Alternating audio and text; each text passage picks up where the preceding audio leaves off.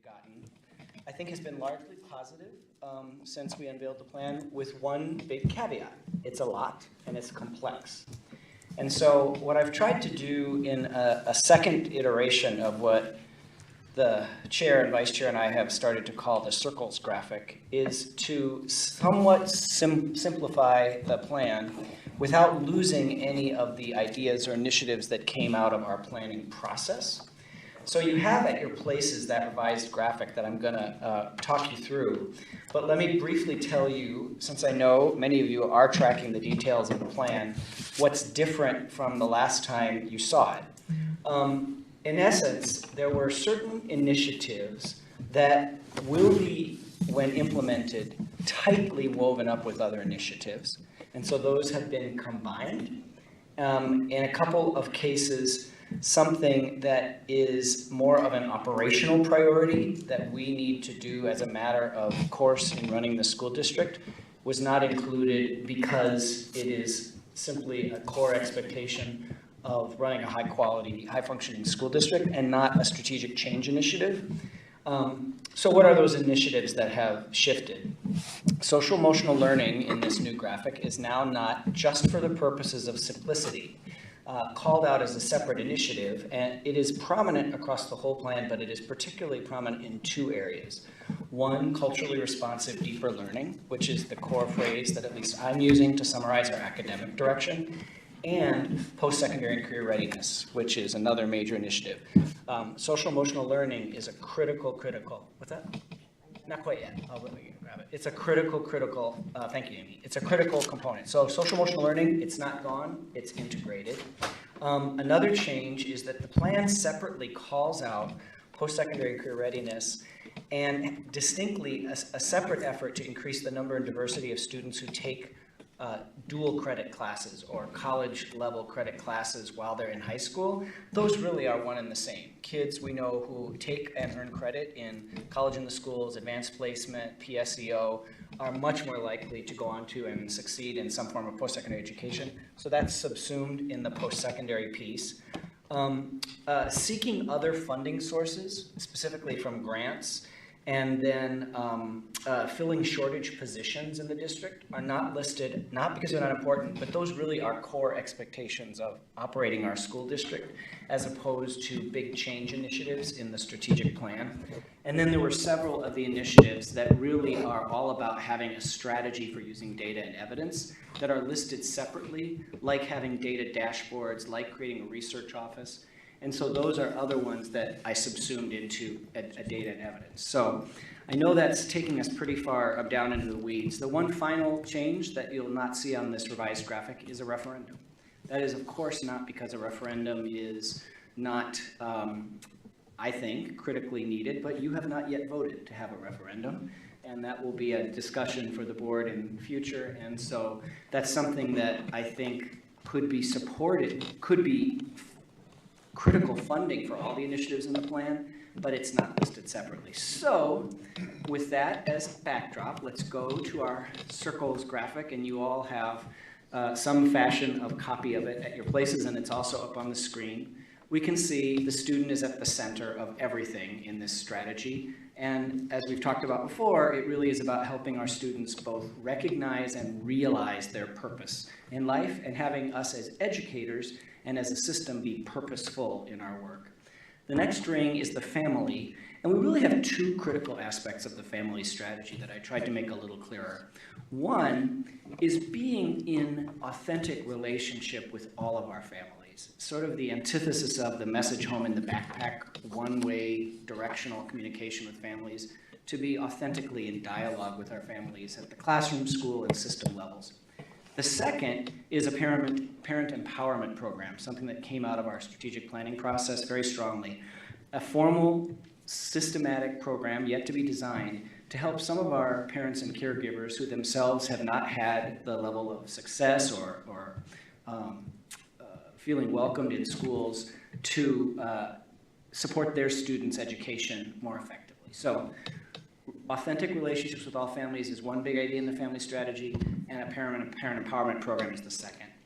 The next level is the classroom, and that's where we get this idea critically of culturally responsive deeper learning. That's a unique Rochester term right now, putting together the two big themes that came out of our planning process. By culturally responsive, we mean that it is teaching and learning that sees culture as a positive asset to be built upon, and that adapts curriculum, teaching, learning, school supports to meet different cultural needs.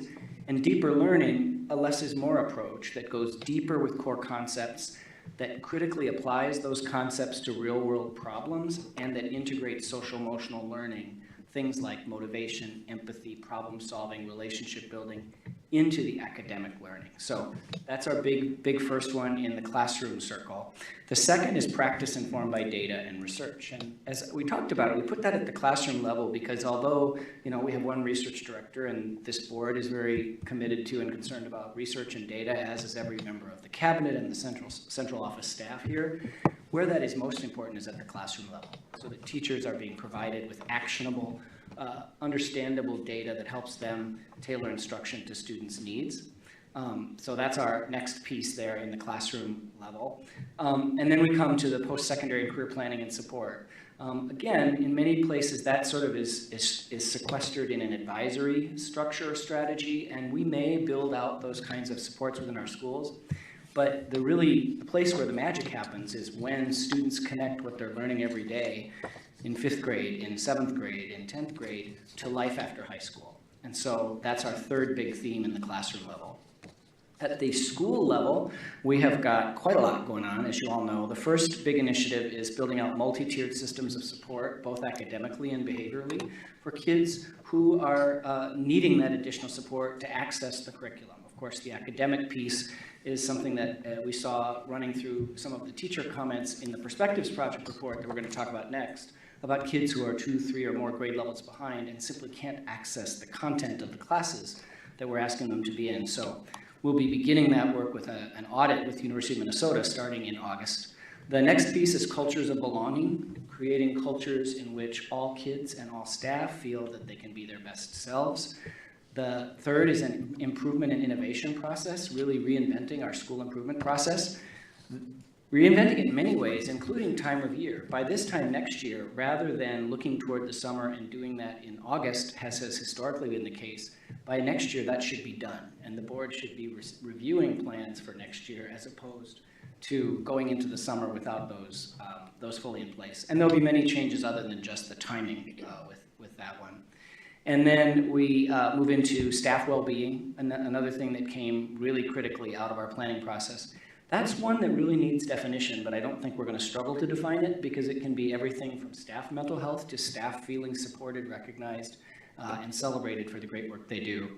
School safety, as I reviewed the strategic plan and the notes from the working groups, I felt should be called out more specifically than it was in previous versions of this. It runs very clearly through it, but it was frankly getting merged with belonging. And I think what we've seen is belonging and behavior are linked but distinct. And so I'm suggesting we have school safety as an initiative that's there. And then finally, student voice and leadership. Those also are similar but different. Student voice, meaning that all students feel they have an opportunity to share their perspectives on school, on issues that matter to them, on the district. Student leadership being the ability of kids to lead their peers, to lead us as adults. And we know, for all of us as leaders, that's a skill acquisition process. And so the plan calls for us to develop a youth leadership initiative that helps our student leaders become increasingly effective. And of course, that will have benefits while they're in our district and for our society beyond their time with us. The next ring is the district or the system level. And the first initiative that you see there is leadership development. We are close to filling a position of a director of leadership development, somebody who will work with many leaders to continually enhance the leadership skills, of course, of our school principals as critical, but also assistant principals, both who want to remain APs and become principals, and then teacher leaders who may never want to leave the classroom, but want to have increasing roles in leading initiatives within our schools and our district. And then the school system level, including myself, cabinet members, other people here. Second big initiative at the district level is increasing the number and percentage of our staff who are Black, Indigenous, people of color, a critical priority that we've talked about many times since I've been in Rochester. The next is I really reframed as provider of choice. It's doing what Rochester Public Schools needs to do to be the provider of, educational provider of choice, of course, first in our city, but I would argue for other families beyond our city as well, through RPS Online and through open enrollment and other options. That's where the enrollment piece will find its home in our strategic plan. Next is thinking through how we allocate funds to our school and program sites to be sure that we really are allocating those dollars, which in our district are mostly our people, in ways that really contribute to improvements in student outcomes. So a very important discussion about how we use our general fund dollars, but also our Title I dollars, our compensatory dollars, our English language learner funding from the state of Minnesota, our special education funding, banding together those funding streams to hopefully have really effective, tailored educational programs for our students. And then moving on to the next piece of the district, we have got the student mental health supports, a critical priority that I know the board as a whole, and in particular Dr. Garcia, is really committed and excited to work on. That will obviously involve a lot of our district staff, but community partnerships critically as well. Another priority that came out of our planning process that certainly wasn't on my radar screen when I began is effective induction, helping our new staff begin right their work in Rochester Public Schools, certainly with our, what we currently call paraprofessionals, a group that has decided to rechristen itself Education Support Professionals, and we'll do that in a more formal way coming up. They have said again and again, we get basically nothing. We're told we're going in. I will also say, I've had board members say that we need to dramatically enhance our induction support for new board members as well. So that can exist at every part of our district. And then the final piece at the system level is will be very much owned by the board, reviewing all of our policies as we revise them for alignment with our equity policy. And then the final piece is that community lens. Kind of just like the family, there's only two pieces to that one. The first circle and the last circle have two parts, but they're two big parts. The first one came, again, like I keep saying, authentically out of our planning process, and that is providing transportation to our early childhood programming. We know the educational benefits for young children, especially growing up in marginalized communities, of early childhood education. And our biggest problem in Rochester is helping those families get there. So that's priority one, but then priority two, and this will be a critical focus of Amy and her expanded responsibilities, are really both expanding and enriching learning through community partnerships. It's a little known fact that between kindergarten and 12th grade, American students spend 15% of their time in school, 85% is not in school. We're really going to get all kids to high standards. Constraining ourselves to our current school day and our current agrarian calendar is taking a lot of hours for learning and a lot of really exciting opportunities, out of the equation. So that is, when you put it together, the summary of our strategic action plan that you will have the opportunity to vote on next week. And as I worked with our chair for tonight's meeting, there are a few questions, and of course I'll leave it to Kathy to decide how we want to move through this. What excites you? What are you concerned? Do you have questions about? And then finally, what are some ways, and I've been thinking more and more about this as we get closer to approving the plan, what are some ways that having a strategic action plan that is this detailed going to change our work together? So that is our updated overview of the plan. I think the last thing I'll say is if in this conversation there aren't a lot of things that board members are feeling they need to probe deeply or need more clarification on, that's okay. That we have scheduled quite a number of discussions of the plan so that when you vote next week, you really have had a chance to grapple with its ideas and the content, and it doesn't feel like a rushed decision, as have some of the decisions we've had to make this year about things like masks and stuff like that, where we just didn't, we had to make, or start times, we had to make the best decision we could with limited information and time. We don't want that to be the case with the strategic action plan. So with that, turn it back.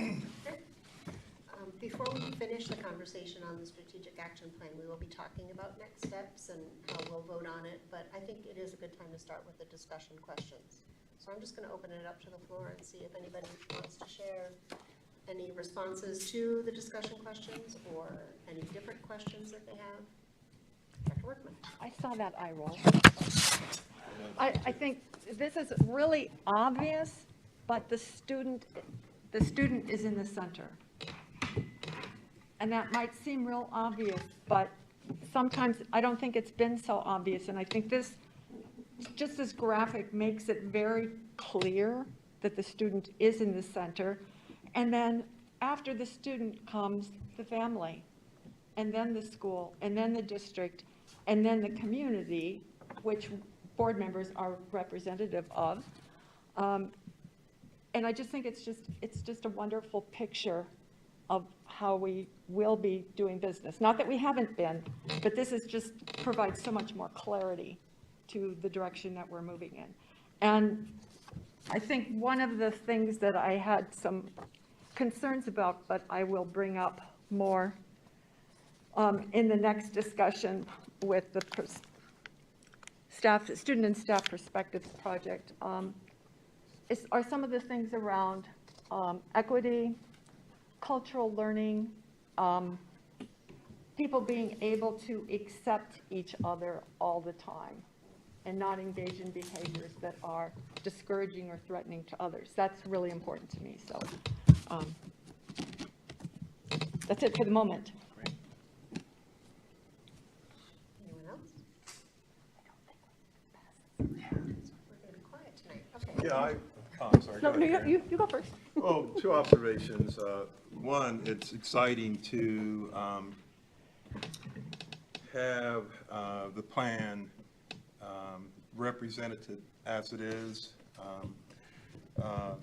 Family for me has always been a key piece, and to see it elevated to the place that it is, to where we're talking parent empowerment, a message that I think many parents oftentimes feel the exact opposite. They feel powerless, whether it's responding to a concern they may have regarding how their child is doing and how the classroom teacher may respond, and or in the areas of disciplinary actions, not so much as it may relate to their own children, but outcomes associated with other children involved in a situation that may have been. But family empowerment, I'm excited to see it stated in a part of the plan, which I think is very important. And then also in terms of the classroom, the fact that we are communicating and purposefully and by design saying that culturally responsive deeper learning is part of who we are and much of what we do. As I think of the Perspectives program, I saw and reflect on some student comments who alluded to that. And I think it's important that as a district, as a board, as a superintendent, we're embedding that into who we are formally and what we can ultimately become because of what we're doing in this plan. So I fully support it. You shouldn't anticipate at the time of vote me coming differently than where I am right now. I've supported, appreciate all the opportunities that we've had to, at different points, provide input, raise questions, present concerns, and I think you've done, and our partners have done an excellent job in bringing us to where we are. I just want to comment that seeing this visually and seeing the work that's been put into the words on this page, I think is really impressive, that you can see the work that's gone into the different iterations of the concepts here. And I think that it's really coming together of, excuse me, of what this plan is all about. So I appreciate the work that's gone into that. I do agree with Director Barlow that the culturally responsive deeper learning is probably the area that I'm most excited to see here on this page, that I know there's been a lot of work put into the equity policy, different initiatives, but seeing this on the page as a strategic priority is really exciting to see how that is being rolled out here. I guess I do have one question, though, about the provider of choice, because I recognize that's kind of perhaps one of the newer terminologies here. Does that fit into our roadmap that we've been looking at over the last couple months? Superintendent, can you explain a little bit more where that specific initiative would? Yeah, I actually can. It does, and I'm not sure we should stick with that term. I'm trying it out here tonight. That encompasses the critical nature of enrollment and making sure that we have got, we are stable because we have got families choosing Rochester Public Schools. So it encompasses that. I'm looking at my notes and not immediately finding all of the things that were subsumed into that one. Is it portfolio of schools? It's portfolio of schools, and it's just not on my cheat sheet here, so that's why it's not showing up, which I was working with the other night. So yeah, there's two things essentially. It's strategies to strengthen enrollment, and it's making sure that we are offering the program mix that is going to appeal to families within the district, and that is where we will need to grapple with some really important things, like the district-wide option schools, the attendance area for Longfellow, start times, transportation system redesign for both financial reasons and appeal reasons. I think some other next generation things too that we have not yet talked about but that came up in our planning process. The school districts surrounding Rochester all send buses into our city to take Rochester students out to their district. We do not do the same. I think that's an important discussion for us to have about the degree to which we have a product, to use the term that I don't think is exactly the right one, that would appeal to families if they could get their kids to our schools. Because right now, we have 8 or 9 districts that bus into our city, and they have to tell us they do that. We don't do the same. And so that's where the quote-unquote provider of choice point comes up. So yeah, even as you asked that question, Dr. McLaughlin, I think maybe it's a little too poetic. So maybe we need to get that one a little clearer.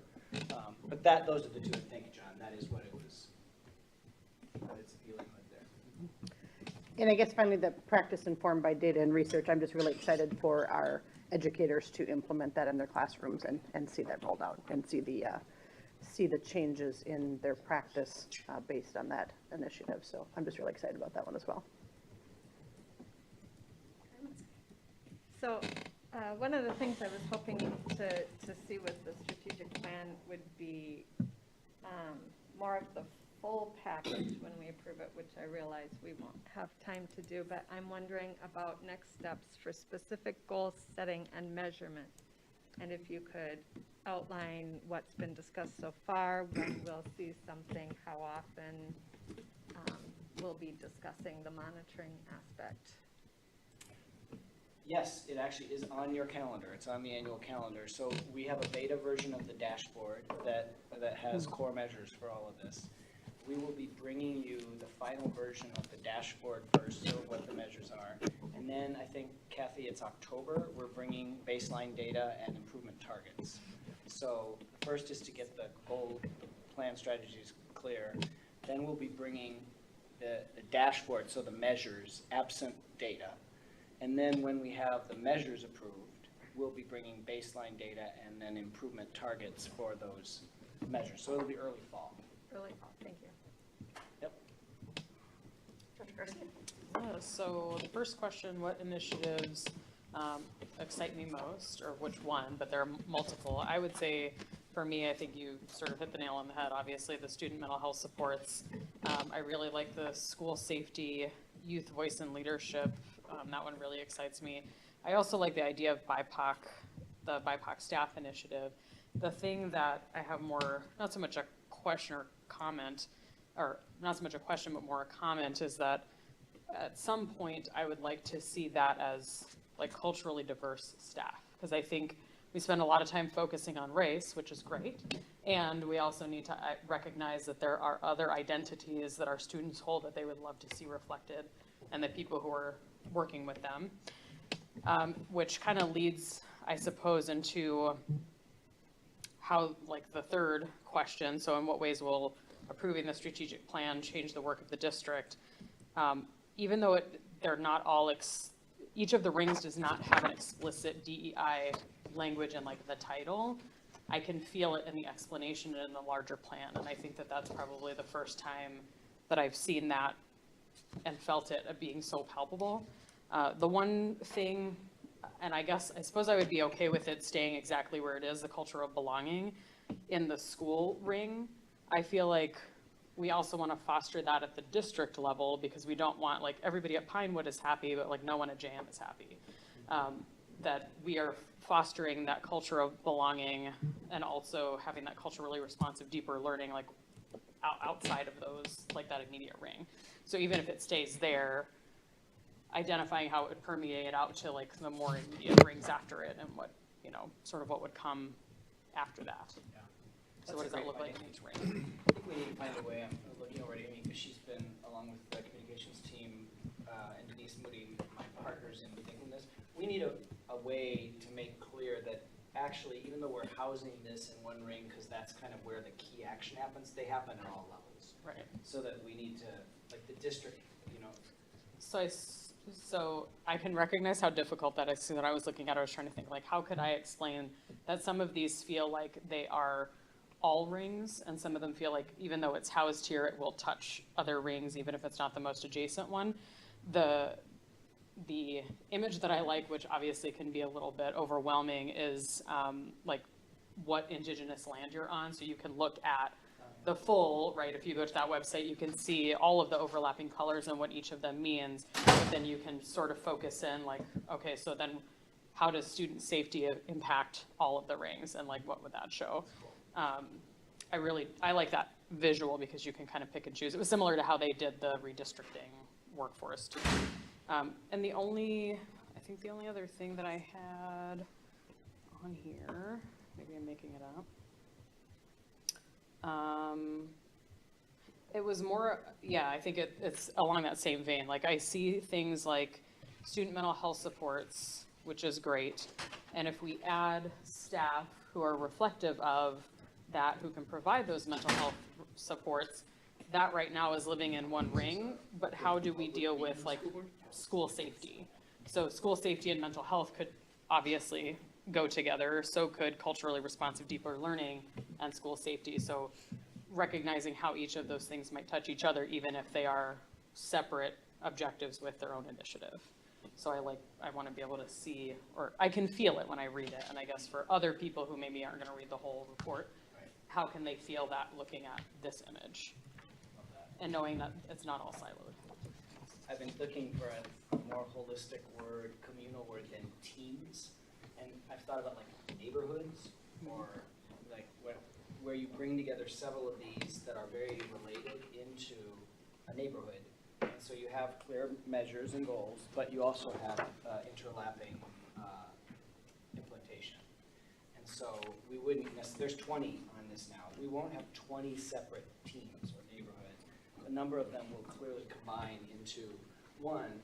We're still going to keep the initiatives separate because the initiatives are important in and of themselves, but they have to be implemented in coordination with each other. And so that's something that we'll be bringing the implementation strategy to you in August as well. How about huddles? Huddles, there you go. That's I a like new that word term. I've not heard before. I like that term. So like, right, the larger team. Yeah. Yeah. I like that too. I like also terminology like intercultural or interdisciplinary, because it doesn't suggest just multicultural, like there are a bunch of cultures in the same room, but we're intercultural as in we're collaborating with one another or interacting with one another. And so all of those cultures are present and active and able to exist in the same space, not just here's your culture and we're going to watch you do that, and then here's my culture, you watch me do it. And also I think the interdisciplinary work is also helpful. I hear that a lot from educators when they, you know, administrators work with them, or they're working with, what is the new phrase we're using? Education support professionals, like when they get to work across disciplines, the child benefits. Absolutely. Well, I guess I can answer the questions now. I am also excited about especially the family component. I think coming to the board as a family advocate to see a formal, especially the program for educating and development of families' ability to partner with their teachers in their schools is going to be a game changer. There's so many of the pieces that over the years, before being on the board and being on the board, I've heard our staff and our leadership talk about that things that they wanted to do or things that we've piloted, and to see them as part of a plan that we'll be focusing on for the next 3 years, and to also see that we had community members in conversation with our education professionals, recognize the value and endorse it, I think is also exciting, because sometimes what educators speak of is not something that the community can really identify with. But that was the feeling that I got after hearing from all of the groups, and then the cross meetings we had between the individual work groups, the validation that was happening across the decisions that are reflected in these circles. Question, sort of a key question in talking about how we're going to vote on this, is right now in the original roadmap, we have the strategic focus areas and the objectives and the strategic initiatives. What are we calling the words in the circle now? There are strategic initiatives in the language that Wilder's done, but I've reduced and combined them. So they are still, in the terminology that the Wilder research folks developed for us, they're still strategic initiatives. We do need to have, in the resolution that you'll look at next week, clarity, I believe, that you're voting for this, that this is a simplification, and that you're voting for the strategic initiatives outlined here, which in implementation we may express, actually this is still pretty complex, I mean we may continually, but that this is the action, the proposal before you. And so yeah, we do need to have some clarity in that, and I'm sure we can work together over the next week to get that. Right, and as you and I discussed, I don't know, Madam Chair, if you want to go into this now, from the outset of this planning process, we've always assumed that the things that are in what we've currently called our strategic plan, mission, vision, values, is that the bottom one, I think, values? Core beliefs. Core beliefs. Those remain and will be integrated into this. What's changing is the goals and the initiatives, where we're replacing that sort of broad tier of 3 very broad goals with the very specific strategies that are here, but we will be representing the plan with those other statements that preceded my time in Rochester. Right. So as we were talking about what the board would approve, I think we were talking about in the resolution reaffirming our mission and our vision statements and reaffirming the core beliefs. But there was a suggestion that came up in our conversation about replacing the definition of equity that's currently in the core beliefs, because it doesn't fully match the definition of educational equity that's in our equity policy. It's basically missing the last 2 sentences. But we could approve that as part of the resolution. And then those 3 universal goals, which are now access and equity, student achievement, and accountability, would be replaced by all of the detail in the spiral bound document. Good. Chair, I did have one question. Yep. Is this going to be incorporated into the booklet? I think it could be. I'm eager for your reaction to it. I think it should be. Okay. I mean, I think if someone's looking at it and wants a snapshot, they've got it here, and if they want the more depth, they can look for it. Great. It might fit on the front cover. As long as it's the big type and not the little type. Yeah. Some of the other things we also talked about were the changes for our work as a board. We've already talked about how we've calendared in our annual calendar some of the first next steps. But one of the things I'm really excited about is that monitoring section that we have in our board agenda now will be regularly populated with items that are related to following the implementation of the strategic plan. The reports on data, I anticipate, are not just going to be once a year tied to the world's best workforce.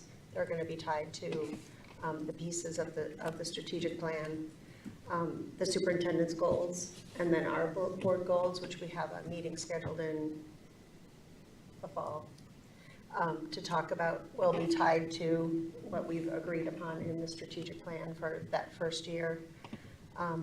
The budget, we can have a conversation about how to express how we're spending money in the context of the strategic initiatives and the strategic plan. And then reporting out to the community. We'll have, one of the things I think we've heard throughout this whole process is the community wants to understand our work better. And we'll have these foundational pieces that we'll be able to repeat the same language over and over again as we're discussing our work and reporting to the community. So those are some of the things I'm excited about. Chair Nathan, I would also, I think it just provides us with a structure of how to think about the things that are coming before the board. I'll say one of the changes for me, I think many of you know, certainly some of the folks around this table who work with me every day know, I have a tendency to get excited about new ideas. And that needs to be very limited once you have a strategic plan. Like, this is the plan. So you can't read the new article or go to the conference or have the conversation and suddenly, oh my gosh, we have to do this entirely new thrust. Like, this is a lot. And so there's a choosing piece. We have to still respond to crises, of course. We have to respond to new opportunities and things. But there's a discipline of execution here that, for me, will involve, like, not saying, oh my gosh, we've really got coding. Every kid's got a code. That's what, or something like that. And so there'll be a personal discipline piece to it, because this is more than enough for us to do well over the next 3 years. I think it's possible too, with a new idea, is if we can look at it from the 30,000-foot view, we could probably figure out a place to put it into these concentric rings here, or set it aside for something future. I guess I wouldn't look at a new idea as being every kid has to code, but I think it's a good one, because that would be discussed within the context of the district and the classroom, but within the parameters of the strategic plan. And one final note that I've talked to the superintendent about, and I think my policy committee colleagues will appreciate, linking this to the policy requirement in 601 that we are required to approve a strategic plan. And there are a number of components that are required both by statute and our policy be in the strategic plan. I think as we're going forward, we'll do a little bit more crosswalking to the language in the policy and statute, which is a little less clean than what we have. But in an initial review, the words that we're seeing in our strategic plan, we are finally getting close to being in compliance with what we're required to do in policy. And I think that's really exciting, because that comes from our state lawmakers, comes from our MSBA model policy, and it's nice to have everything in alignment.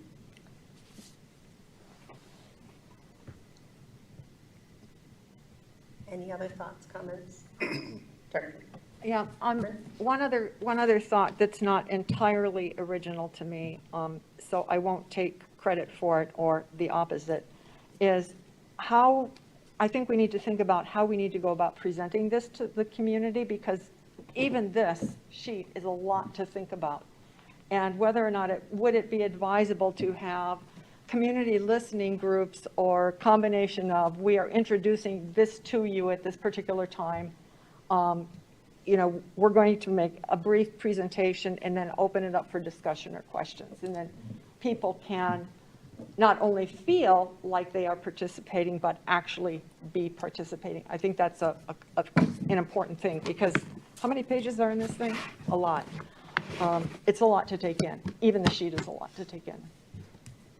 One of the things I sent to board members over the weekend, we are really excited to have a new director of communications, Mamsu Knudsen, joining us soon. And she's at the Minnesota Department of Education currently, and has a really rich background.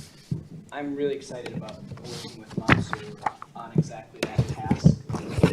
She's a communications professional of the highest degree, and I think is going to be very helpful for us in thinking how you communicate it. One of the things that will be fun to talk about is, should we actually try and brand this plan?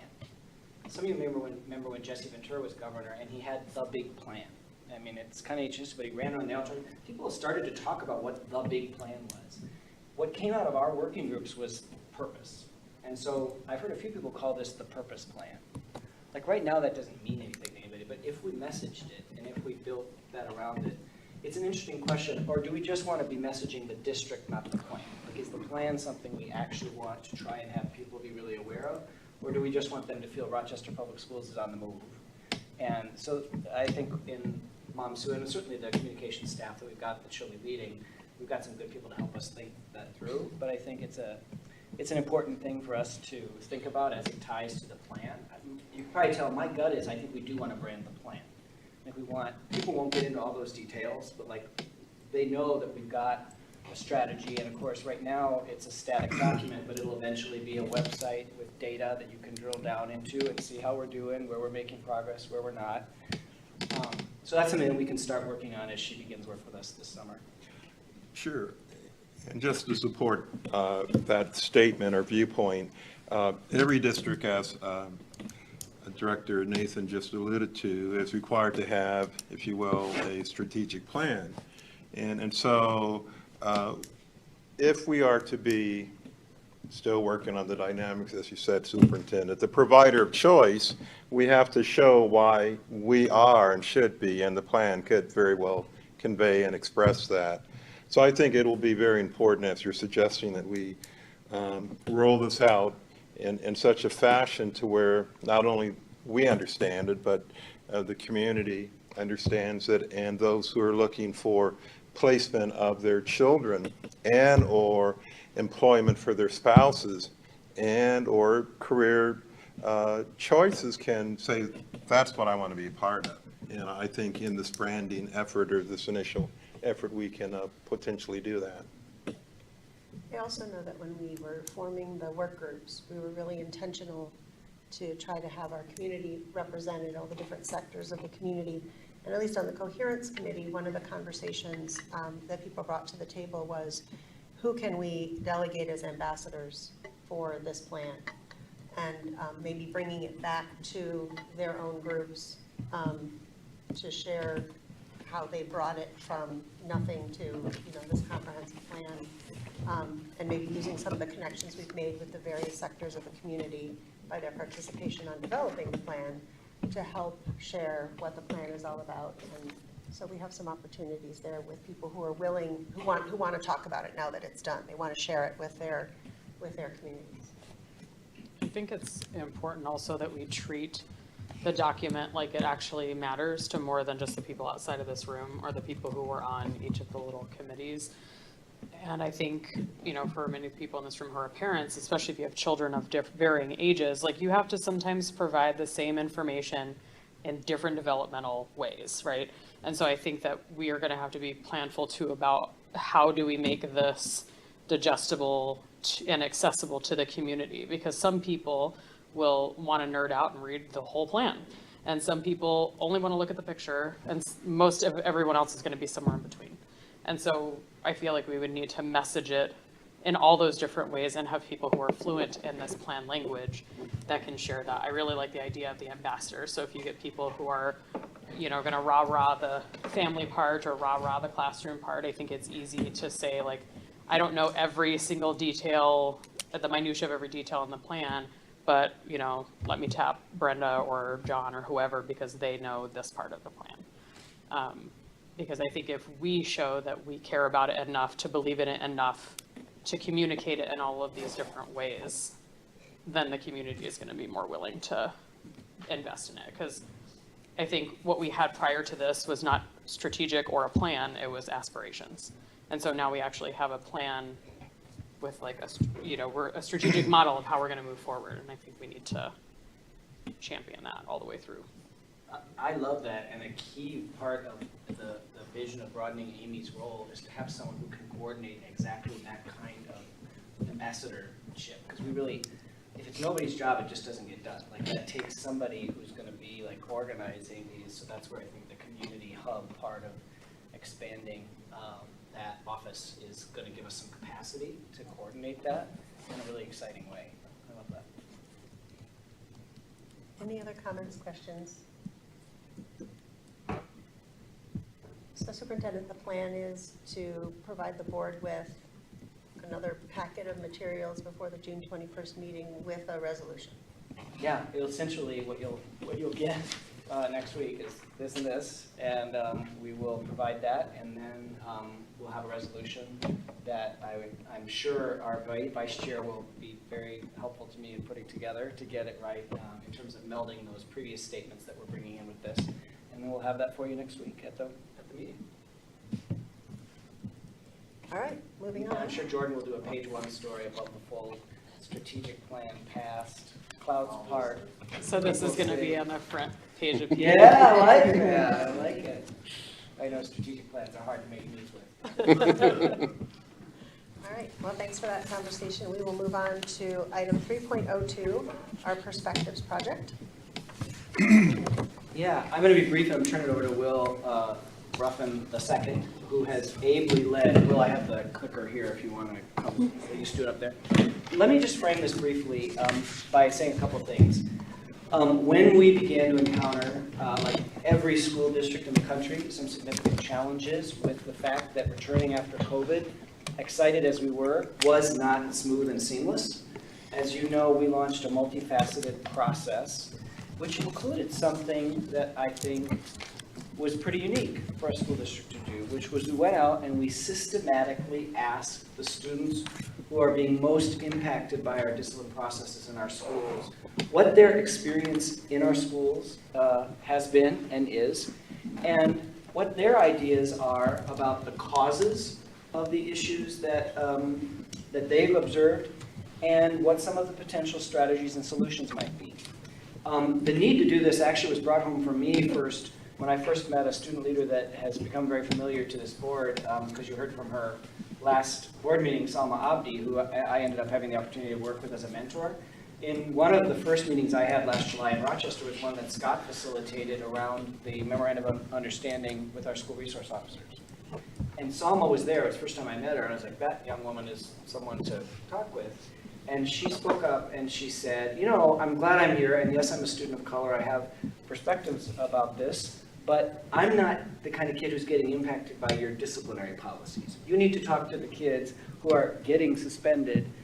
She's president of the senior class, and that was not her lived experience. And I was like, very good point. And it wasn't just from that experience, but to me it illustrated it.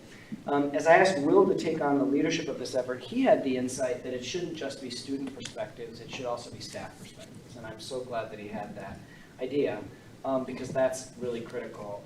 And Willie and Sarah Louise were among the team, and I'll let Will tell you about that process. Couple of points for me. It is critical that we remember which students we sought out here. These are kids who have been either suspended or in some other way impacted by our disciplinary policies more than once.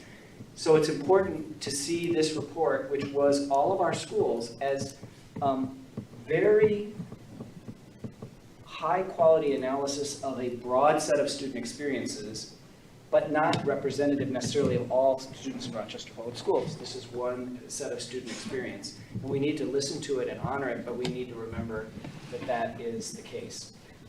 This is just the beginning of how we're going to use this rich content. I will tell you, while on one hand, some people may read this report and say, well, I knew about that stuff. This is not reading something from Nashville or Toledo, it's Rochester.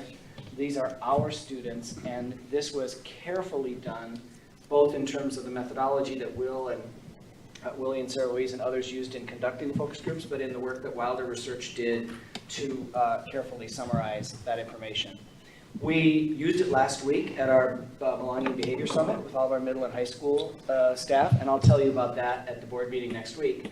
I think what reading this did for teams from our middle schools and high schools was it started the discussion of behavior and belonging from a place of empathy.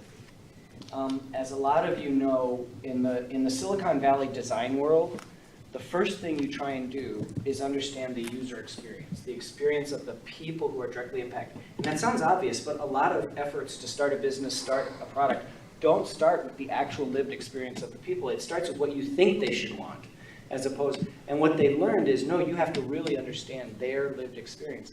So this is the beginning of our effort to do that, including for staff who are dealing with it. using it last week, I think was more effective than I thought it would be in grounding the discussion for 2 days around these issues from a pretty humane perspective, even though these are difficult issues. So that's one use we had of it. We are partnering with the Employees of Color Resource Group to plan some district-wide professional development in the fall that everybody's going to get. I think there's strong likelihood that we will build some of the insights from the Perspective Project into that.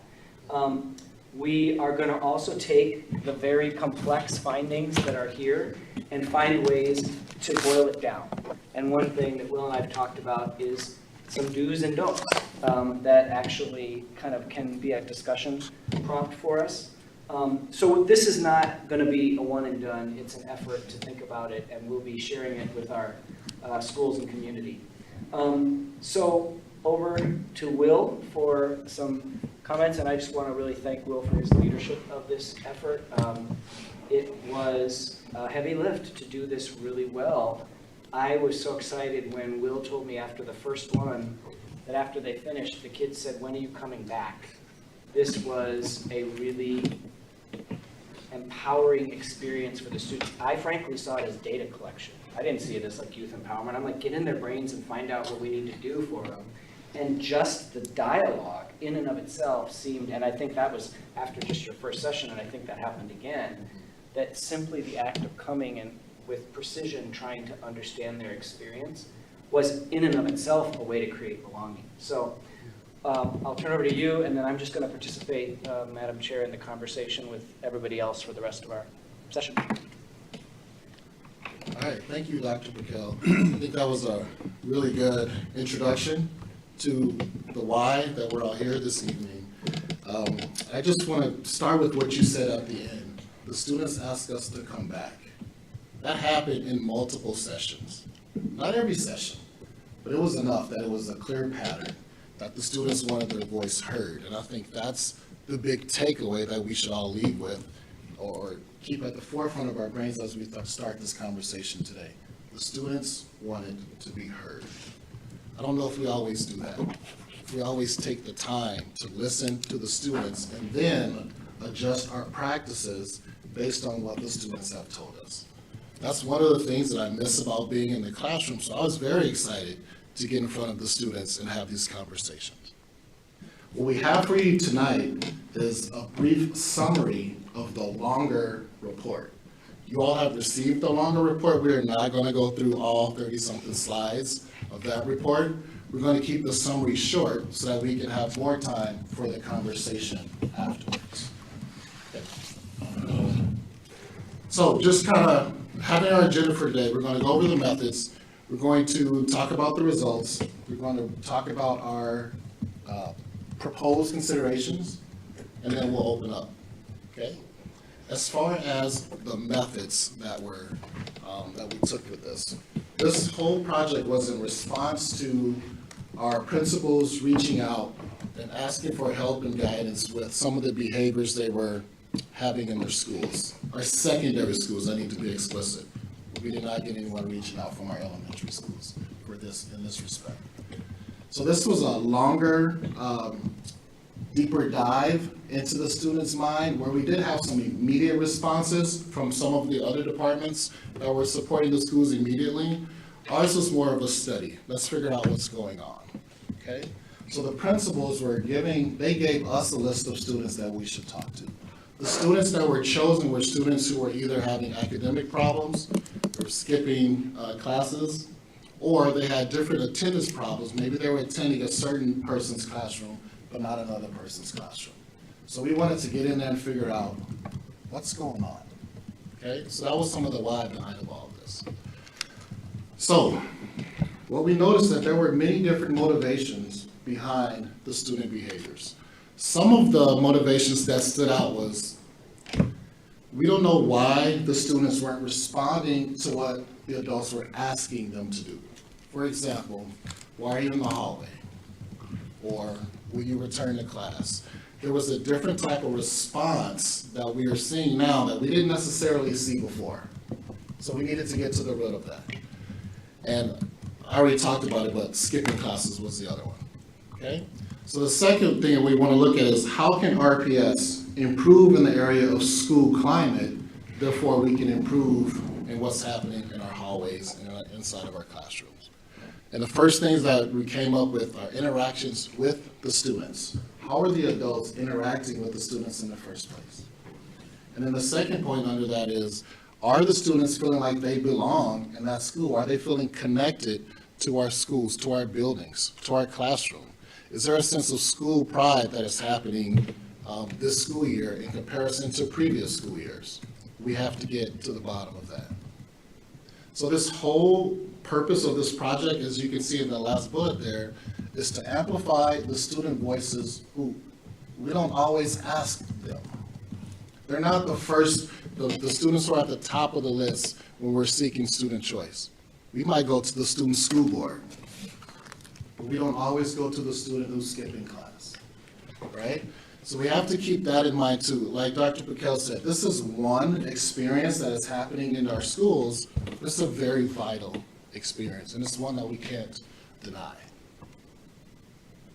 So I talked about the identification process of the students, but I think it's also important to note that the facilitation of the student groups were by members of the DI department.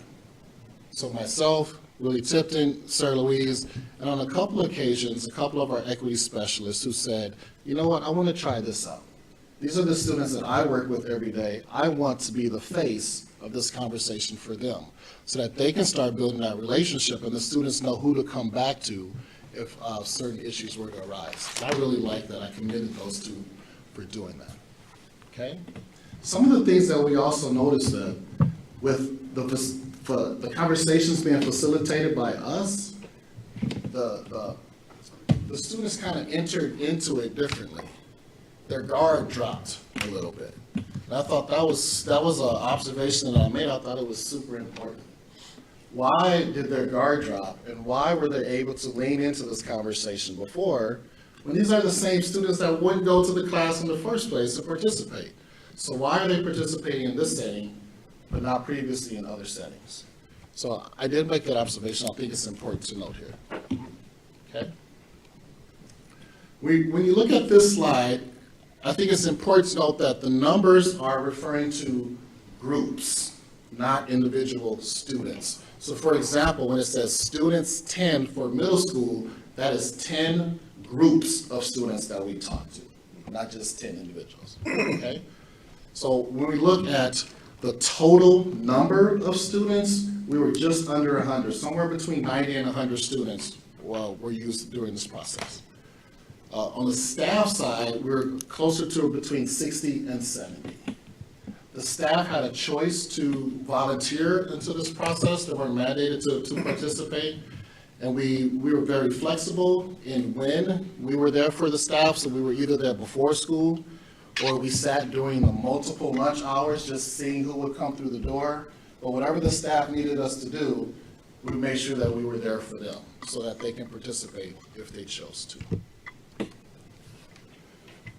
Now here's why we're all here today. Some of the key themes that started to come out from the project itself.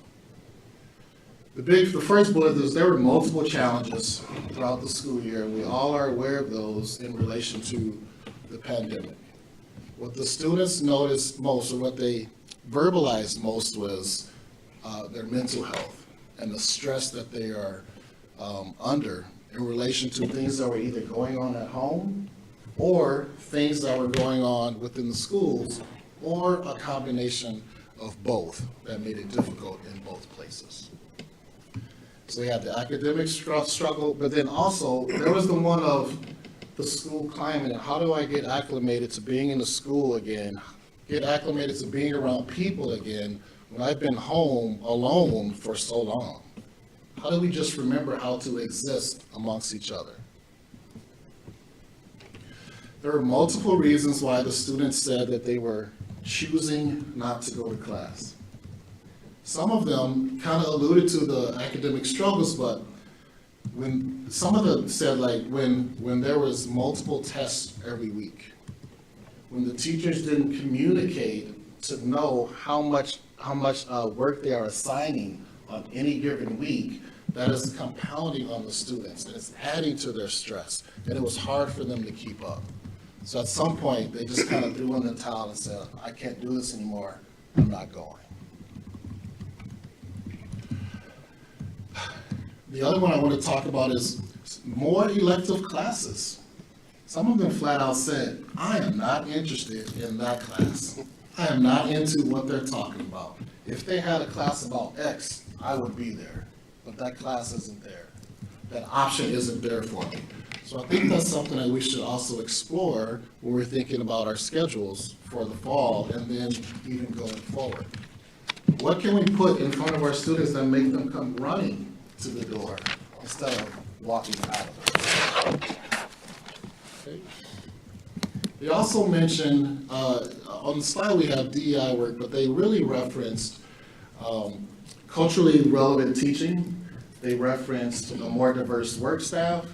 They would say, and you can see it in the report, when I have something that I want to share, that I want to talk to someone about, I don't always feel comfortable. When I look around the room, I don't always feel comfortable going to that person. If that person looked like me, again, I might let my guard down and enter into that conversation. Even if that's not the right person.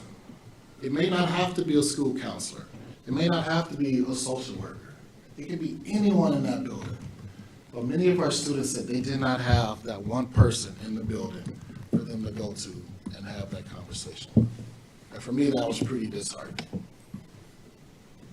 Now, the thing that really stuck out to me is these themes were echoed through all of our secondary schools.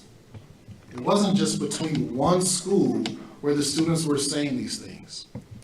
So we can't say that it's because that student was mad at that teacher that they responded this way. Because all of the students who attended had the same responses in all of our schools. So to me, I think that's something that we have to listen to. There's a story that hasn't always been told. And I was really nervous about this particular report because I didn't want it to feel like an extra weight for our teachers who have already had a tremendous year. And now we're going to tell them that they're not doing enough for their students in the area of building relationships. I don't think that's the message. I think the message is, here is the story. And RPS as a district, these are our students. How are we going to respond to the needs of our students? It's not only on the backs of our teachers. It's on the backs of every employee in our school district, no matter what your title is. You can be a bus driver and build relationships with our students. You can be a maintenance person and build relationships with our students while you're in the building. So when I hear students say, well, I don't have one person that I can go to, that's on all of us. That's on all of us. So this is the moment right here. How we respond will let us know who we are as a district. Are we going to be the district that people run to because we are the provider of choice? Or are we going to have the opposite effect? I'm excited right now because I want to be the school district that kids flood to. I want them going home and telling their parents why they want to go to that school. And I want them telling their friends, you need to come to my school because of X, Y, Z. Our kids have spoken. They're waiting on us to respond. It's time for us to open our arms, hug our kids, love on our kids, show them that they belong here with us, and do what needs to be done for their sake. And I believe once we do that, they will go to class. They will be more engaged. But it starts with us. Each individual person has to dig deeper and say, what can I do differently? How can I be better? What do I need to learn about student X so that I can build a relationship with them? And we take all of those individual learnings and we add them collectively, and we have just empowered our entire school district.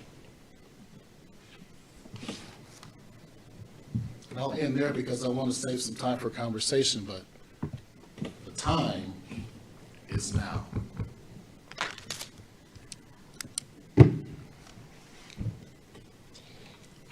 Thank you, Mr. Ruffin. The superintendent sent out some ideas, questions that might start our discussion, focusing on a quote in the report from a student or staff member that really struck you. Did anything in this report surprise you? Or what changes do you think should be made in our practices and processes to address the issues raised in the report? Or any general comments or questions anybody has? Dr. Olson.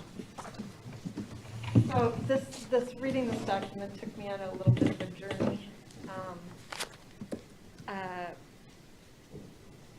Not all of it was linear, but after having looked through it, I went back to the beginning and looked through it again, which created more of a linear journey for me. And one of the first things that struck me was wondering if we maybe don't have a generational concept of what education and discipline and education could be like, because I was reading and I thought to myself, I don't remember my teachers treating kids my age with respect. I mean, they were the teachers, we were supposed to treat them with respect. And a lot of this was about the kids saying, if people speak to me with respect, I respond better. And it was a little bit of an eye-opener. And then I think back to my parents' generation, who literally had physical abuse in their schools, paddles and rulers on the hands and things like that. I was struck by the evolving nature. And I wonder if sometimes that just doesn't have to be pointed out to people who have been in the educational world for a long time, or even parents who expect that education today is the same as education when they were in school. That was just sort of an amusing observation that I had, but also something that could help us with communication. But the part about the electives, I like that idea of making them want to come to school, but also the relationship building and how that's going to take a lot of extra time and people to make all of that happen. And maybe, dare I say it, this is a little bit bold, a little less focus on academics. And we think to ourselves, why would we want to focus less on academics when we are talking all the time about the effects of the pandemic and how kids are, a year or two or more behind now because of that. And it seems to me that sometimes you have to go slow to go fast, because it doesn't matter how much time you spend with kids in class moving up the grade levels. If they're still stuck back at a grade level where either they don't have the basic math facts or the basic reading skills to understand the more advanced content. And I think it would be a bold statement for us as a district to say we're going to have a little bit less focus on academics, because in the process, their academics will improve more than if we just kept working on it the way we have. So that's just kind of my journey through the document, and my conclusions from that is that we have to step out of the educational world that we've known in the past, because it was said many times in here, some of the staff quotes talked about how we can't just come back and do things the way that we used to do, because the game has now changed. So I would just encourage everyone involved to think out of the box and go forth boldly and be willing to try things that may seem counterproductive. Can I just jump in quick? I agree with everything you said. I just want to add some context to the words that are on the paper. I don't feel the students were just being disrespectful for no reason. There were actions, there were words, there were behaviors that were displayed towards them that prompted their response. That has to be noted. That has to be noted, right? So when they say, the way you talk to me That's a cue. That something else happened before that interaction, right? And we have to take note of that. We can't let that just go over our heads. They're not just going crazy and doing whatever. They're responding to something. Dr. Wentz. First of all, you taught fifth grade, That's correct. is that correct? Oh, man, I wish I had been a fifth grader in your class. Because I think back to my education in the fifth grade, and it's not anything like anything of what you've said. And what you've said is so valuable. But concerning the respect thing, I think, do as I do, not do as I say. And if we really want to model how we want our students to be when they are adults, what are they learning from the adults they spend time with every day? And I always try to look at respect is something that you have the potential to lose, rather than you're starting at zero and you've got to build it up. We're going to start up here, way high level, absolutely respect the student. And it works.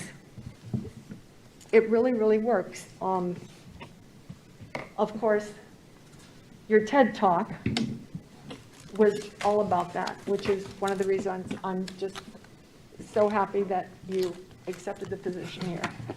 I think it's really what this district needs. I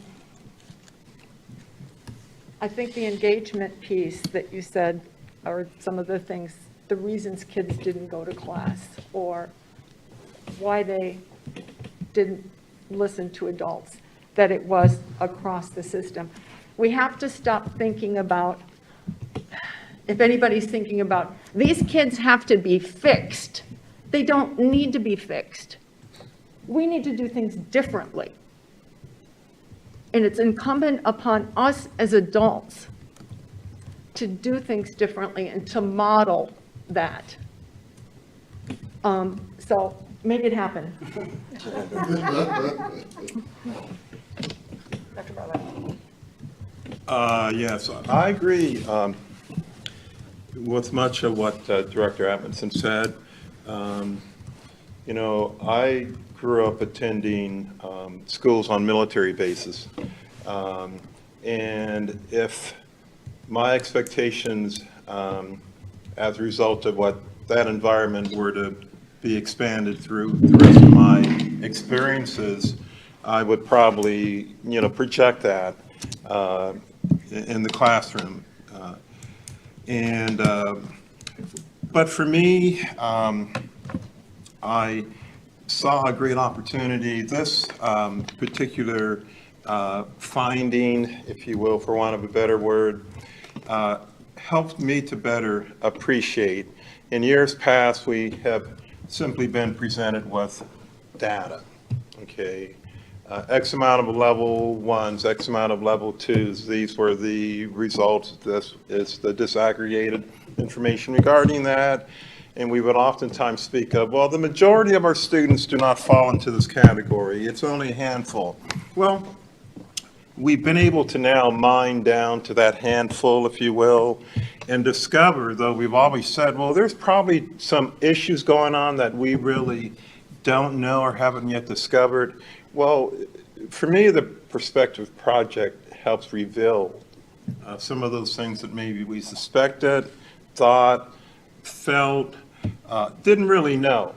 And hearing the voices of the students and staff, because it's important to have the perspective of both, simply as opposed to one. What maybe stood out, and there were several things I did, but I didn't know how you would present this tonight, so I did actually review the entire report as suggested. And on page 9 of the report, and this would fall under the banner of negative student experiences this school year. Page 9, I was surprised, 2/3 of the page down under the facilitator, anybody else feel that way? The student 2, if you don't mind, if I may, said, yeah, I agree with that. I feel like from many teachers, we really just watch the Google Slides or whatever, take notes, and then there's no activities or anything. And as me, I'm a more hands-on person or active learner. And it's more than just notes. Now, I'll stop there. For me, what stood out was, there are teaching styles, there are learning styles, okay? And here we have a student saying, my learning style really isn't matching up with the teaching style. And ideally, and if we are to become that district of innovation, we may have an opportunity here to actually, however we would be able to identify students' learning styles. I mean, this same student goes on to say, I learn better this way, that way. And just a quick shout out for my wife, bless her heart, may she rest in peace. Okay. She, with our 6 children, recognized and understood that they each had a different learning style, okay? And we taught our students, our children. Sometimes it felt because she homeschooled some of them. She taught them with that understanding of learning style. And they all have done well, okay? Aside from, if you will, if we define doing well, matriculated educationally, professionally, the choices they made regarding their spouses, things like that, that's somewhat suspect. But the point again is they've done well. And I think, again, it's because there was not just because she was mom, and I think our teachers, we have a staff, I believe, who are committed. And because there are different, if you will, from the Greek expression, different types of or ways to love, I believe our staff indeed probably love most of the students they serve. And I think that's important because it provides an opportunity somewhat which is expressed through the strategic action plan, opportunities for connections. This further reveals opportunities through listening to voices, and for me that was an important piece as well. Maybe the first time, at least from a public presentation, where we're acknowledging, the students have something to say. And maybe some of this behavior is a result of not being listened to or ignored, not being heard, okay? And so I see the opportunities that are present here. I appreciate the work that has gone into this, and I'm excited about the opportunities that will be before us moving into the fall as some of these things may potentially be implemented. And so I'm excited to, I would imagine at some point we will maybe, let me raise the question. Will these students who are still a part of Rochester Public Schools for school year 22-23 be surveyed again to see how things are, post-pre, this time last year we evaluated you felt this way, as well as staff. Is there any change? The things that we're considering, have they made a difference? And what would you recommend now based on what we've done? So is there any thought regarding that, or?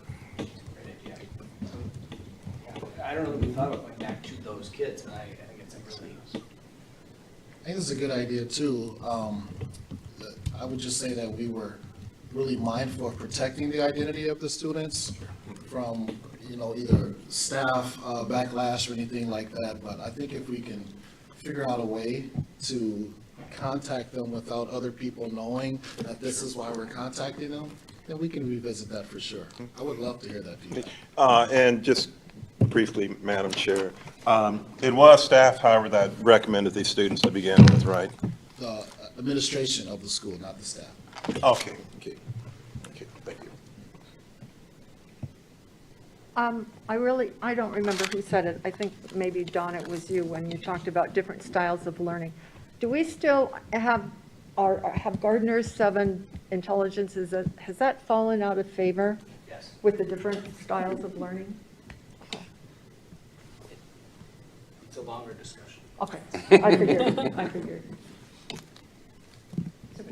I had some other stuff, but I have to actually piggyback on Dr. Barlow's use of this quote, because the Google Classroom quote jumped out at me, but I would like to just take us into the next 2 points, because for those of us who either have been in the classroom or who care about the classroom, there is so much in this next exchange. The student said, if I had a question on an assignment that I didn't understand, the teacher will put it out there on a class, try to put me on the spot, or say, guys, where's this question? To the whole class. Then the class would be like, Google Classroom. But I'm asking her, and she'll just put it out there and not help me when I need help. Then the facilitator said, instead of just answering you. And then the student said, the teacher asked the class so that everybody knows I need help.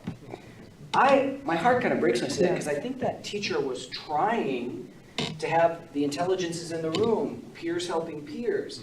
This is a fragile student who was asking for help, and what was, I hope and believe, an intended peers helping peers strategy, that kid experienced a shaming and being called out, and when I needed your help, you didn't help me. You basically made clear that everyone else in this room knows where to find the answer.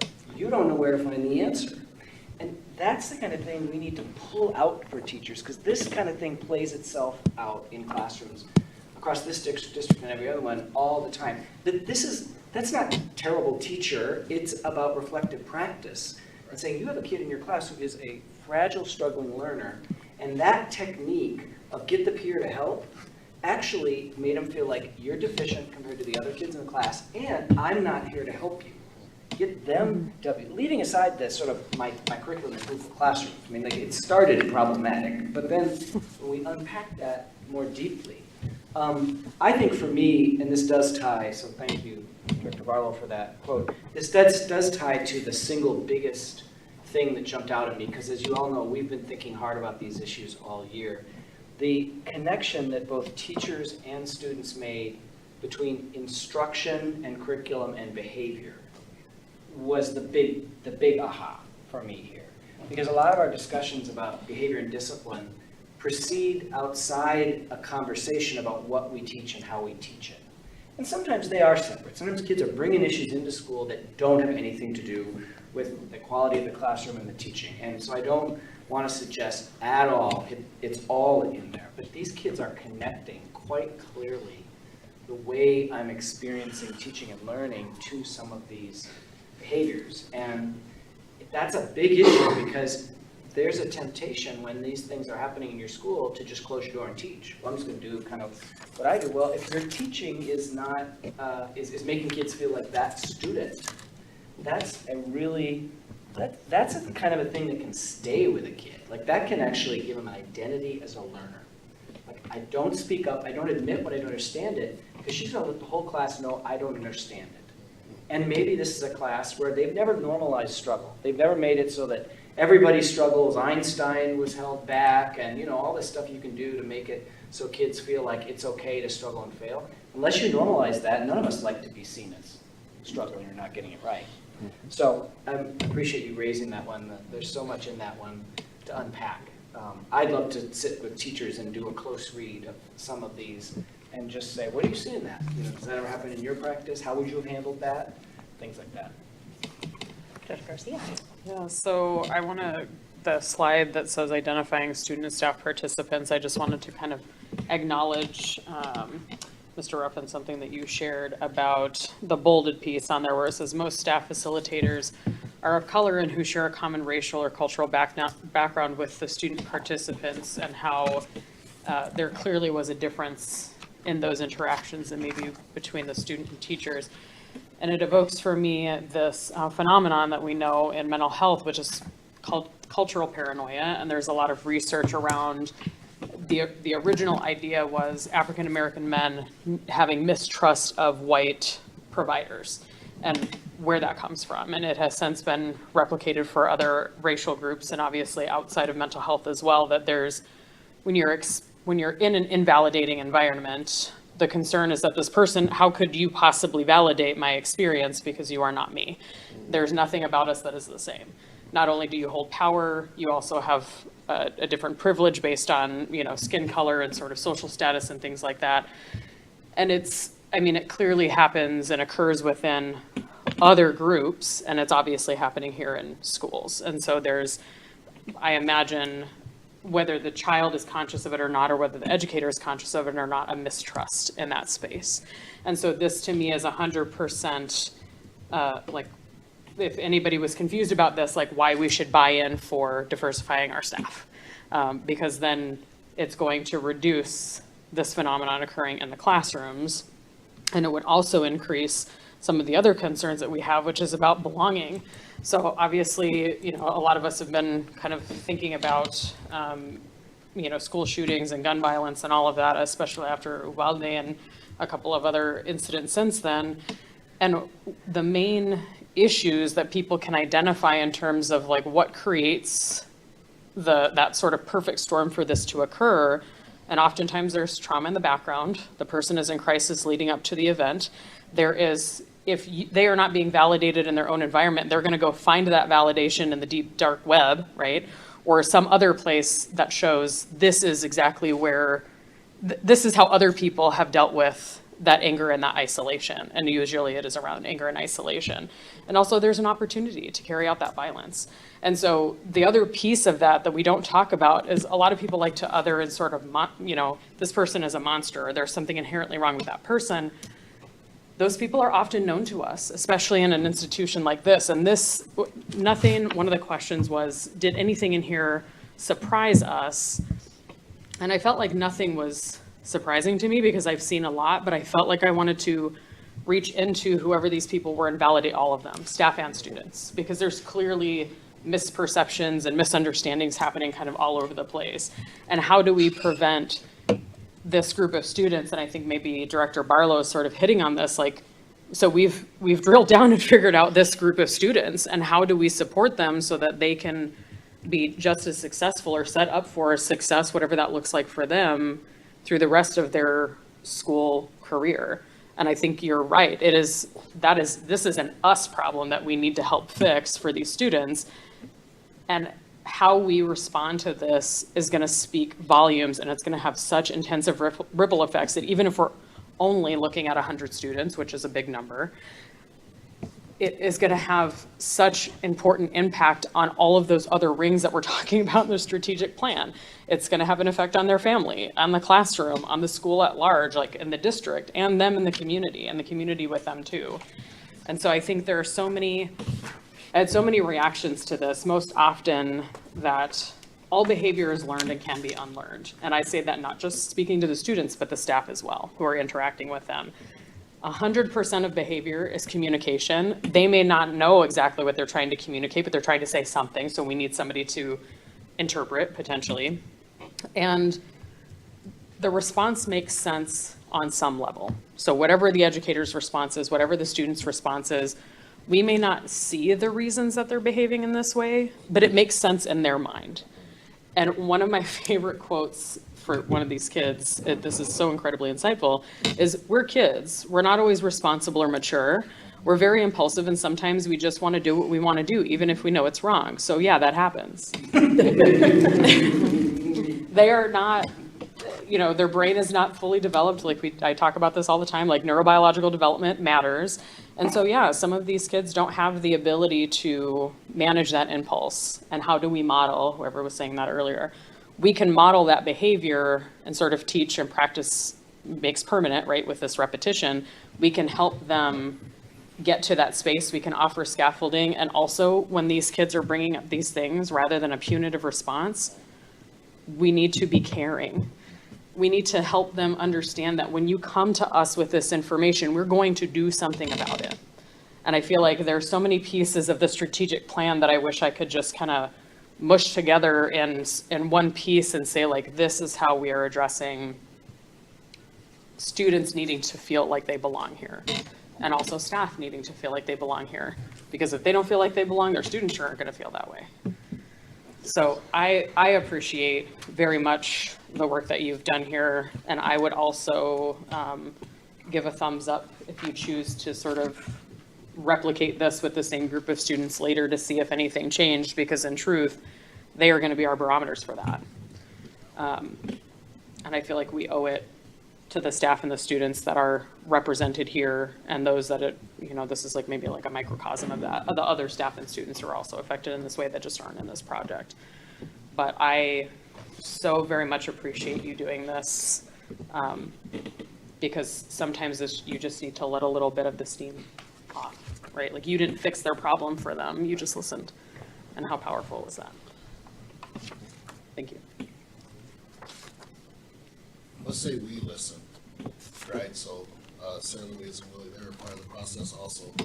Then what I also appreciate is the intentional collaboration with the SEL department too, because they can do something about it also. So we can wrap around our arms around our students from multiple perspectives, you know what I'm saying? Mm-hmm. So it was intentional for SEL to be there also. Sarah Louise and Willie, I would love for you to throw your voices out there since you took the time to rearrange your schedules to be here tonight when you didn't have to. We should hear from you as well. Okay. You want to go? So when we began this, I think the state of a lot of our secondary sites in particular was one of crisis, because there was lots of things going on with the masks and then discipline and things like that. And I think that one thing that I like looking at the strategic plan and looking at what we've learned from this is that not only students were disengaged and going through that, but their families as well. So as we were talking with students and getting that perspective, I think it's also important to realize that they're not just talking about the difficulties that are happening within our schools, but they are telling us candidly that we have things going on outside of school that we need support in. And so that's where, like you were saying, with the SEL supports and mental health, and just also looking at some of the multi-tiered supports that we are looking at providing, I think it's going to be really important moving forward. I also think following up with students in a way that really shows that we value them, particularly because of the students that we spoke with. So because we're talking with students who may have gotten into a fight, it may have gone a whole year without hearing somebody say, hey, we value you being here. You're not an inconvenience, you're not a problem, and you took time to come and talk to us about this. I mean, some of them wanted to skip class just to talk to us, so but these are students who are being forgotten. So I do think that follow-up, if we're able to figure out a way to do it, would be great. But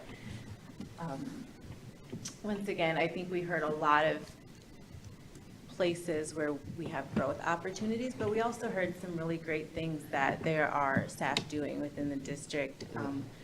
One thing that stuck out to me was the equity specialists and how many students said that made such a difference in having somebody, a reliable, caring adult, as we know what that does for students and youth in general. But having the equity specialist be there and as a face and a voice and an advocate came up multiple times. And so whether the equity specialists were in the meetings with us or not, I do want to highlight that was something that stuck out to me as something that the district has done that seems like it is working and valuable. So, yeah. I sit back and I think about when you were talking about the respect factor, and it just made me laugh a little because I too remember being in school and when teachers would actually literally take you in the closet and take care of you, and you came out, you no longer, you got in line and you got your books out and you did what you were supposed to do. But in terms of students of today, we teach our kids to have a voice, to speak up for themselves. but yet when they speak up for themselves in a way that they know how, sometimes it can be taken the wrong way. And I think that's that conflict of interest and the communication piece. I think that's when it kind of, we missed the mark on that in regards to building relationships with all of our students. Because I think the beauty of Rochester is the diversity, and we all come from different value systems and upbringings, and how we go about our daily lives, and what the expectations are, what we want to do with our lives, and so you have all of that, but yet to have that opportunity to sit down with these students and listen to them, give their perspectives in regards to how they were being treated or what improvements we can make as a district, because they didn't come in there as if they were upset. They came in with intent to tell us, here's the blueprint. If you guys really want to make change, this is what's happening, and this is what needs to happen in order for this to take place. Now, we can take all of this and we can really put it in the strategic plan, but what we have to understand, with having a strategic plan, having laws and policies, it don't change the hearts of men or women, but it do change the habits.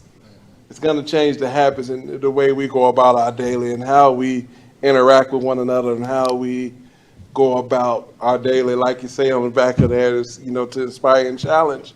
We want our students to become global citizens in this community. That's what we would like to see for them to become.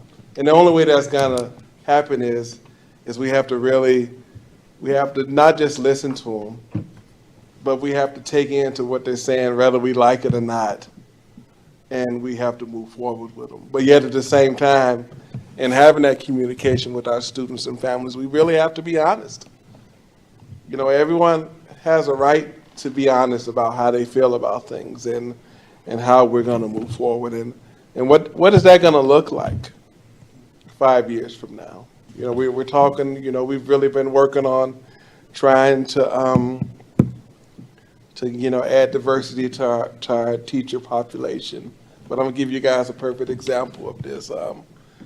We have a student who had actually was seeking employment for Rochester Public Schools, a student of color from a university, Mankato, and she was really excited about coming.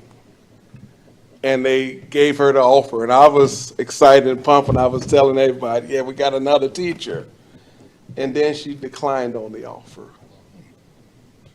And she emailed me over the weekend, and I just had to ask her, I said, why did you decline the offer? Because she said, I felt more comfortable with the district that I chose because of the fact that I felt that they were moving in the direction that I want. I felt that a sense of belonging more along. I felt that I seen people within the interview process that I can identify with. So I went with them. It wasn't about the money.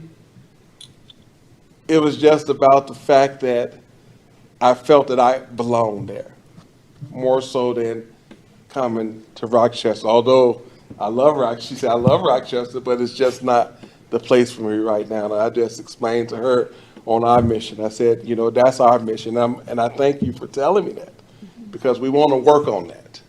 We need to hear that in order for us to move forward. We need to change some of the way our practices in regards to how we're going about recruiting and reaching out to people, because it's not enough just to get them here. How do we keep them here once they're here? And it's kind of the same way with our students. We have students here. They want to learn. All of our students, they don't just go to school. A lot of times we may think that they're coming there because of the fact that it's just social hour or whatever, because of the fact that most of the time that's what they might do. But there's a reason behind that, and no one really really got to the root of the problem. It may they be that one person that they may talk to, but that one person is not enough. It's not, it's about the teachers. When I walk in that classroom, rather, I feel that I belong. It's like you were talking about that student who didn't have the answer, but yet you're gonna ask everyone around, but yet you're gonna put me, now I feel, I don't want to never even go back in this class probably, just because of that. We have to recognize when we're in error like that, like you were saying, it's learned behavior that we can relearn, reteach, like we always preach, reteach. Sometimes we have to reteach ourselves as well. And the only way that's gonna happen, we have to be able to look in the mirror and say, what do I need to change about myself to be the best of myself while I'm in the classroom or while I'm in this community? And I think we're all striving for that. Like you were saying, Mr. Barlow, that this is what we have to do in order for this to work. This is a team effort. It's not about an individual, it's about us. And I think that as long as we have what we have here, we have a wonderful board, we have a wonderful superintendent, we have a wonderful cabinet of people who believe in what we're doing, I think that we'll be fine, but we have to get everyone else on board on this train too as well. We can't just be the only ones that feel the way we feel. We have to get everyone involved and engaged in this mission to make all of our students be afforded that opportunity to have success in Rochester Public Schools. I want to thank Willie and Sir Louise for taking a ride on this journey with me, and then also for offering your voices into the space today. I also want to make note that there were some clear suggestions that came from the students, right? The suggestions you can see on the screen there, but these came from the students. We should improve the staff attitudes and interactions with students. We should offer more opportunities for them to connect with other students. They need more resources around mental health and bullying. We have to focus and acknowledge the positive behavior when it occurs. How do we reinforce that behavior? They want more elective classes, hire more staff of color. And then one that's really, really, really important, I don't want us to miss this message. Create a school culture with empathy, openness, respect, and support for students from all walks of life. They just gave us the blueprint. What are we going to do in response? Not just our kids. After Will's really important statement, this might seem like a weird thing to say, but actually, I want to, for a brief moment, comment on white kids who are middle income or affluent, whose first language is English, who usually don't cut class and who don't get suspended. I would submit that nothing any of us have said tonight suggests that we have in any corner of our minds or in our strategic plan that we want to lessen their sense of belonging to increase these kids' sense of belonging. That we want to lessen their access to relationships to increase these kids to relationships. That we want to lessen their academic rigor to increase the engagement and rigor for other kids. That we want to make them feel guilty for their incomes, cultures, academic success, or opportunity. But very often, addressing the needs of the kids we're talking about is posited as an attack on those kids. That will loom large as we lean into this work. Nothing we have said suggests a diminishment of those kids' wonderful academic success. And I just wanted to briefly name it.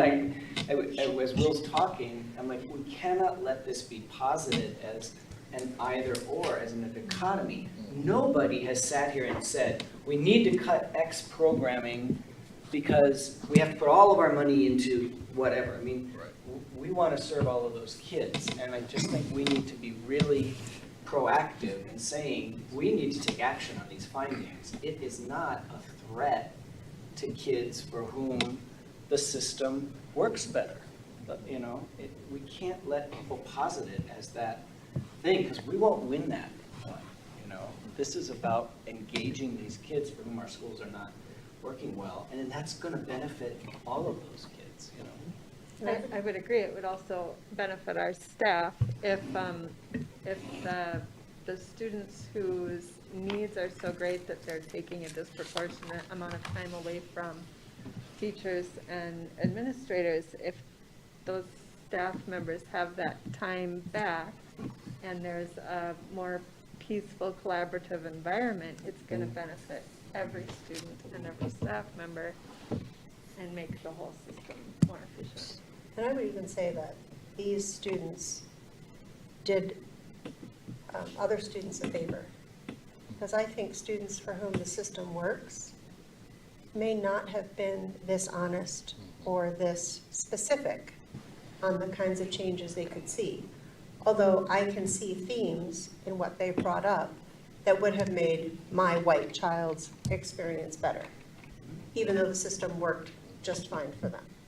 So the fact that they were so honest with us about how the system wasn't working for them and came up with such specific suggestions that there is no question, I look at that slide, and that will benefit every student across the board. And I also appreciated the staff being honest about knowing what they needed to do and why they needed to do it, but just not feeling the time or the space or the brain power. And I struggle with that because I don't know if the answer is more people. There's no more time in the day. But I will be very interested in hearing, and I don't know if this is something we can do intentionally, of looking at these suggestions and these themes and tying them to our strategic plan implementation, to make sure that when we talk about a piece of the strategic plan that we think is related to this, let's bring up again a comment or a finding from the Perspectives Project, along with the other data that we're going to use, because these are insights we've never heard before, and they're honest, and they're pretty mature. I mean, if you think about it, I think somebody said, I think it was Willie, they came in the room with suggestions, and that's what we always say to the kids, right? We say to everybody, we don't want to just hear your complaints. What are your ideas? Some adults haven't learned that lesson. Some adults have. And that's what they did. Julie. I really appreciate the comments that you just made, Kat. I think it's really important that too much of how we think is we have winners and we have losers. And if you have winners, that makes everybody else automatically the loser.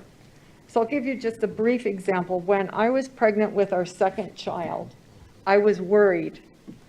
I love my first child so much. How will I be able to love my second child? You know what happened. Love isn't this finite thing that you have to carve up among the people in your life that you care about. And so this whole notion of a zero-sum game, you know, when we all do better, we all do better. And that's proven itself over time in so many different ways. And I really want to thank you for taking this on. And for the students' honesty, for the teachers' honesty, I'm seeing that they had a level of trust with the people that they were speaking with. And I'm really hoping that that can be expanded to everybody in the district, that we can all trust each other. We're trying to do the best that we can. Giving somebody a suggestion about how maybe they could do something differently or what they see can't be interpreted as you're just, you know, cutting me down. But this is huge.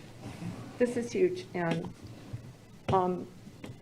you asked earlier about what did we feel like most about the strategic plan. I think this isn't the strategic plan, but it is the strategic plan. And it's so key to the work that we have to do moving forward. So key. And I am wondering, I guess more pointedly, how do we, or can you / will you take these very clear suggestions and put them somewhere in the plan or identify, because I'm thinking like, even just more mental health resources, I mean, things like sort of universal, like trauma screening for every single kid, that is helpful, because then it's not only, like, we can do both primary preventative work and secondary intervention. It doesn't always have to be reactive. So I think managing trauma, managing crises, and what they're asking for, I feel like that fits into a number of things in the strategic plan. Some of these other things very clearly fit into another thing in the strategic plan, but what I wouldn't want is for us to subsume it into the strategic plan and then not be clear with the people who provided us the information about what we should be doing, and like not tell them how that shook out. Because as a practitioner, I feel it would be unethical, I guess, in my mind, for us to say, thanks for giving us all this data, good luck with that, without being very clear about how we then are going to respond. So putting it into the strategic plan and then being planful about saying, hey, when you said improve RPS staff attitudes and interactions with students, we put that in here, and this is how it's part of X initiative. Are we able to do that for the? We must do that. I would invite your continued ideas, everyone's continued ideas for how we could do that. I think we took a step toward that last week when the teams from all of our middle secondary schools read the student comments. They didn't read the staff piece before they started planning for next year. So it's just one piece. So and the 5 priorities that the group named, with the exception of cell phones, which was named only as a priority to investigate, we didn't say what we wanted to do. The others were all very progressive. They were about relationship building, responsive, restorative justice, empathic discipline. These were the priorities our people lifted up after that. I think to the point Willie just made, though, there's both, I completely agree, Dr. Garcia, there's a planning and leadership piece of this, and there's a hearts and minds piece of this. I went in and stopped by last week a training that Martine Hagelin was doing for members of our Plays of Color resource group on restorative practice last week. And 2 of the equity specialists got into a respectful argument about exactly this issue. One was saying, where's the structures for restorative practice? Where's the plan? Well, how is this going to happen? And another was saying, well, this is hearts and minds work. Like, they can't, you can't mandate this. And of course, they're both right. Like, it was, so some of this, we have to find ways just to put this out there for people to grapple with and sort of, think about the meaning, in their life, and create a safe space for them to do that too. Because if they need to be able to authentically read this and say, oh my gosh, but that kid said F you to me and I can't get past, you're asking me to think about why? Like, I'm remembering what used to happen to me back when I got put in the closet in, elementary school, and I can't process. We got to give them a little space to, your point, which I wrote down about all behaviors communication. We have to give people some space to kind of come to that point where, like, all behavior isn't like just an effort to destroy your class or destroy your school or something. It's not always about you. Like, you might have an interaction with me and I have a reaction to it and I engage in a behavior, but my behavior doesn't necessarily, like, I'm responsible for that for sure. And it doesn't necessarily mean that when I'm telling my teacher to F off, that it really is all that personal. It's just, I'm trying to communicate a boundary and I'm not doing it effectively with you. Or maybe it is effective but maladaptive, right? So there are different ways that you can kind of see it. And I think when somebody's yelling at you or they're having a behavior, it's really hard to step back and be like, this isn't about me, but I do it in every single board meeting we have during public comments. So, like, I recognize when they're mad that, yes, they're trying to communicate. It's not how I would communicate with people, and their points are still, I can validate what is valid in that sense. And our teachers and students can do that with each other and across groups. I think the other thing too, as we do the work you're asking us to do and often help us do, of like, how do we take this? We do have exemplars in here. We have people that kids are pointing out who do this well with these kids. And we, not just in Rochester, we don't usually do much to hold those folks up and say exactly what exactly are the practices that you're using that we actually could scaffold out. There's a lot of research on the fact that white teachers can succeed with African American kids when they're using strategies that are what I would call culture responsive. But I think we have a lot of folks who haven't committed to that idea. And I'm highlighting that because the body of research that Blair Latz and Billings and others has done is super rich, but I think it applies to other communities as well. But we've got to learn some of those practices. And one of the things I love about this is, once again, I'm like a broken record on this, I think there is a limited power to reading a study from Nashville or from wherever. That's important, we need to do that, but like this is Rochester, and it's 100 kids in Rochester, and it was coded by an external research firm who we did not interfere with when they coded the main themes. There was one thing I asked them to edit out because it just was a comment about guns that didn't have anything to do with the issues that were here. And I said, right now in this environment, we don't, like that, it was not about behavior in our school kind of. Other than that, there was not a single edit we requested in what they put together. They held true to the transcripts, which were also unedited. They got the whole transcript, they listened to the kids. And so I think we need to look for those exemplars who are in there too and find those folks and be able to, kind of hold it up and break down some of the practices. I mean, one of the things when we were talking about how you respond to the kid when there is the defiant behavior, the how do I hear the F you, that's one thing. A lot of these kids said, the person got to know me before the incident happened.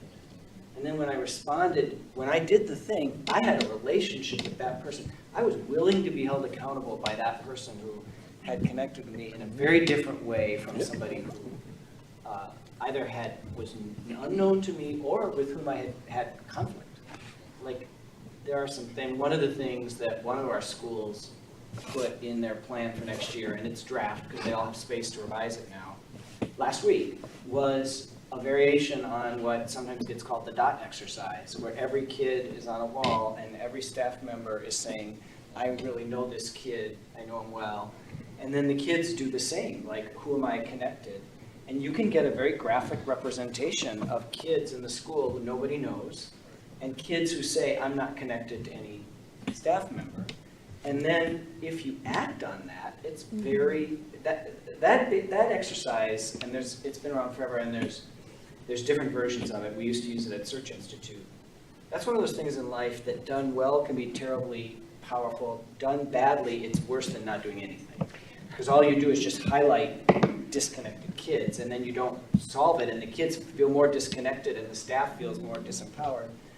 But this was in one of our middle schools. They're thinking about doing that as part of a beginning strategy next year to really go connect with those kids who are not connected. It's just one of the things that I think could come out in one of our plans. Mr. Ruffin, one of the things you said at the beginning about not wanting this to be an additional burden on our staff. I also think that the all behaviors communication applies to our staff too.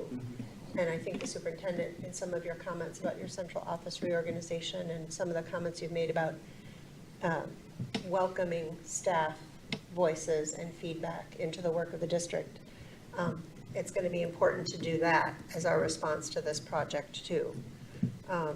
Because whether a staff was part of this focus group or takes the comments to heart or sees themselves in what they're hearing from the students, we're going to have to continue to make that environment so that staff can be honest with their communications about how they're feeling about this, what we can do to help them change their hearts and their minds, and the processes and supports they need. Because the intention, I mean, that came out very clearly in a lot of staff comments. The intention, but then the frustration and the wanting to, but being frustrated with the how. It's maybe a brief and maybe a relevant anecdote, but I was leading an exercise with a workshop, a previous job with school principals. And I was doing it about relationships, of course. And it was interactive, and they were moving around a continuum. And I would read the thing, and then they would move to where they thought they were in the continuum, and then they would kind of talk about it.